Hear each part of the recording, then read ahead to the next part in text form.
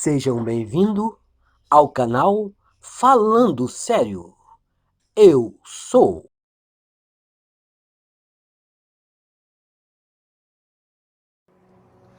Atitude.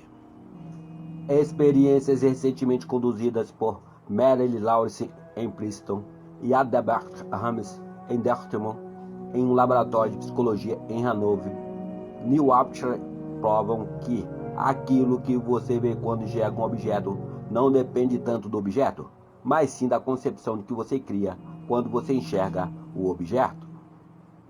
Sendo assim, aquilo que acreditamos ser o mundo físico real, na verdade é apenas um mundo relativo. Não é de se surpreender que estas experiências provam que a realidade aparentemente sólida, na verdade é o resultado de nossas expectativas ou conclusões. Suas concepções determinam não só o que você vê, mas também aquilo que você faz, pois elas controlam todos os seus movimentos conscientes e subconscientes, a fim de que elas sejam realidades. Há mais de um século atrás, esta verdade foi afirmada por Ralph Waldo Emerson, da forma como se segue a seguir. Assim como o mundo é prático e fluido nas mãos de Deus, assim ele sempre será, ainda mais com tantos atributos que damos a ele. Para a ignorância e o pecado, ele é rígido. Eles se adaptam a ele como podem, mas à medida em que o homem encontra em si algo divino, o firmamento flui diante dele e assume os seus traços e forma. Sua concepção é a mão de Deus, moldando o firmamento à imagem e semelhança daquilo que você concebe. A concepção do desejo realizado é a maré alta que facilmente te eleva aos limites dos sentidos, onde você tanto tempo permaneceu estagnado. Ela eleva a mente à profecia, no sentido pleno e direto da palavra. Se você tiver a imaginação controlada e a atenção focada, tal que a torne possível ser concretizada, você pode ter certeza de que tudo o que a sua concepção sugerir virá a acontecer. Quando William Blake escreveu: "Aquilo que parece ser é para aqueles a quem parece ser", ele estava apenas repetindo a eterna verdade. Não há nada que seja impuro por si mesmo, a não ser para aqueles que assim o considera, pois para esse é impuro. Romanos 14, versículo 14.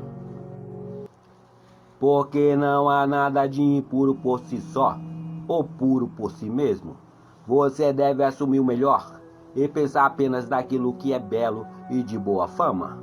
Não será intelectualidade elevada, mas sim ignorância da lei da concepção, se você notar na grandeza dos homens a pequenez com a qual você se identifica, ou em alguma situação ou circunstâncias, alguma concepção indesejável.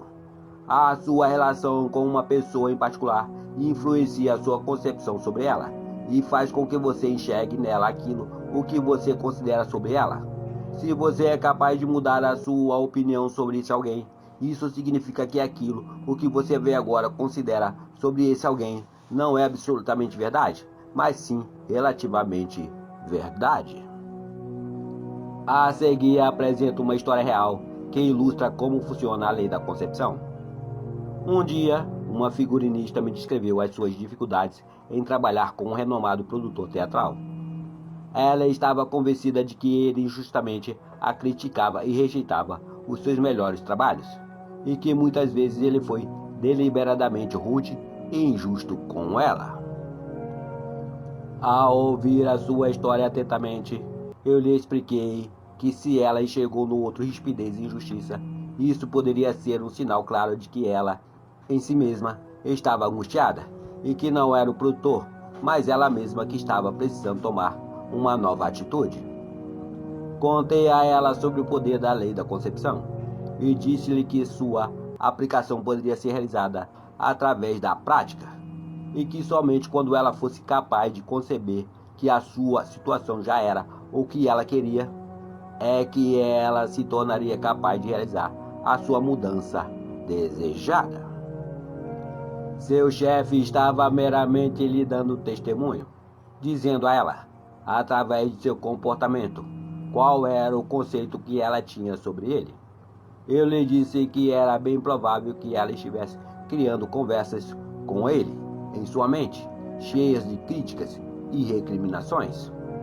Não havia dúvida de que ela estava mentalmente discutindo com o produtor, pois os outros apenas ecoam aquilo o que supomos sobre eles, em segredo. Então lhe perguntei se ela realmente conversava com ele em seus pensamentos e que, em caso afirmativo, que ela me informasse qual era o tom dessas conversas. Ela me confessou que todas as manhãs, a caminho do teatro, ela dizia tudo o que ela pensava sobre ele, de uma maneira que ela nunca ousaria dizer-lhe em pessoa. A intensidade e a força de suas discussões mentais com ele estabeleceram automaticamente o comportamento dele em relação a ela. Ela começou a perceber que todos nós criamos conversas mentais, mas que infelizmente, na maioria das vezes, essas conversas são argumentativas, e que basta observarmos o andar das pessoas pelas ruas para termos provas desta afirmação, onde muitas delas estão mentalmente absorvidas em suas conversas mentais, e poucas parecem felizes com isso, e a própria intensidade de seus sentimentos os levarão rapidamente ao acontecimento indesejável que eles próprios criaram mentalmente e que, portanto, deverão se confrontar. Quando ela percebeu o que ela estava fazendo, ela concordou em mudar sua atitude e viver esta lei fielmente, assumindo que o seu trabalho lhe era extremamente satisfatório e que o seu relacionamento com o seu produtor era muito bom. Para fazer isso, ela concordou que antes de ir dormir à noite, em seu caminho para o trabalho e em outros intervalos durante o dia, ela se imaginaria sendo parabenizada por ele, por seus excelentes projetos, e que, por sua vez, ela lhe agradeceria pelos seus elogios e a generosidade. Para seu próprio bem, ela logo descobriu por si mesma que era a sua atitude a causa de tudo o que se abatia sobre ela. O comportamento do seu chefe milagrosamente se reverteu. Sua atitude novamente ecoou, como sempre ecoará, aquilo que ela havia assumido, mas agora refletindo o seu novo conceito sobre ele. O que ela conseguiu foi resultado do poder de sua imaginação. Sua persistente concepção influenciou o comportamento dele, o que determinou a sua nova atitude para com ela. Com o passaporte do desejo nas asas de uma imaginação controlada, ela viajou para o futuro, predeterminando a sua própria experiência. Sendo assim, aquilo que vemos não são fatos, mas sim aquilo que criamos em nossa imaginação, que molda as nossas vidas, pois a maioria dos conflitos diários se deve à falta de um pouco de imaginação para expandir a nossa visão sobre o problema. Está correto, literalmente, aquele quem vive em um mundo imaginário. Assim como o designer, através do controle de sua imaginação, começou uma sutil mudança na mente do seu chefe, assim podemos nós, através do inteligente controle e direcionamento de nossa imaginação, resolver os nossos próprios problemas. Pela intensidade de sua imaginação e de seu sentimento, a designer conjurou uma espécie de encantamento na mente de seu produtor, o que o fez pensar que os seus gestos de generosidade partiram dele.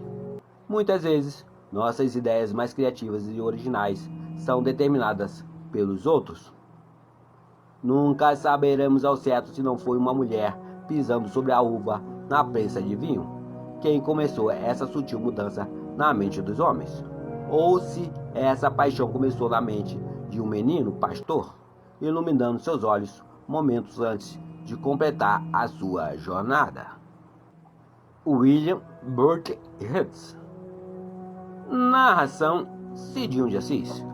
Curtam, compartilhem, se inscrevam no nosso canal e não deixe de acionar o sininho para novos vídeos como este. Muito obrigado, meus amigos. Fiquem com Deus, a sua consciência.